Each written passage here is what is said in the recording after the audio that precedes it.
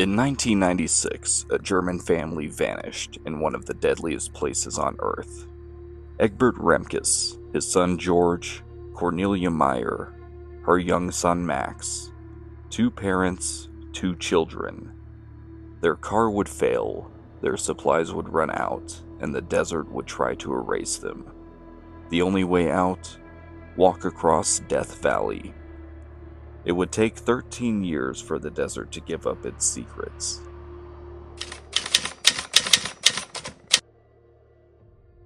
Egbert, a 34-year-old engineer who loved adventure, and Cornelia, his partner, wanted to show her 4-year-old son Max the world. Egbert's son George, who was just 11, was along for the ride. That summer, they flew from Germany to California and toured Las Vegas. They also explored the Southwest. On July 22nd, they signed the visitor log at Furnace Creek in Death Valley. It was supposed to be a quick detour, a sightseeing trip, a memory, but it would be their last. They drove south, deep into Warm Springs Canyon, off of paved roads and off the map. Park rangers warned there would be no water and no rescue. Their rented minivan wasn't made for this trip, but they kept going. When they missed their return flight, no one knew where to start looking. Death Valley is over 3 million acres. It can swallow you whole. Months later, their van was found, abandoned and stuck deep in the sand, miles from the nearest road. The tires were shredded and the engine pushed beyond its limit. Inside there were maps, empty water bottles, and food wrappers. But no passports, wallets, or sign of the family.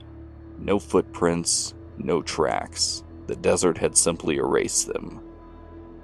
When the van was found, one thing was clear. They didn't wait for rescue. They walked. But why would they leave and carry almost nothing? And why split up in the most dangerous place on Earth? The answers are buried out there still, somewhere. Some believe they followed an old map, chasing mining roads that no longer existed. Maybe they thought help was closer than it really was. Some wondered if they crossed paths with someone dangerous out there, but there's no evidence that supports that. The simplest answer is the most brutal. They were lost, desperate, and they ran out of time. Search teams scoured miles of the backcountry for years and found nothing. No bodies, no gear, no signs of life.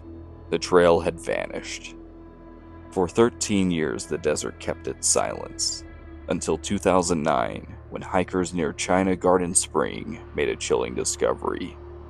Human bones, and nearby a wallet, personal items, and scraps of identification. It was Cornelia Meyer and her son Max.